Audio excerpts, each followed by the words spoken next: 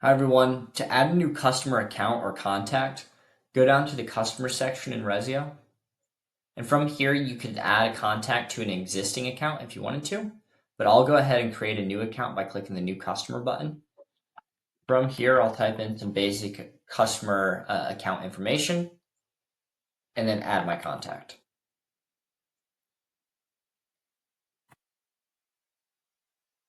If I want to add an additional contact, I can.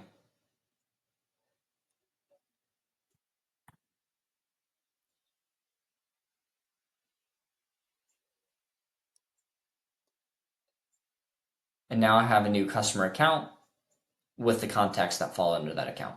Let us know if you have any questions. Thanks.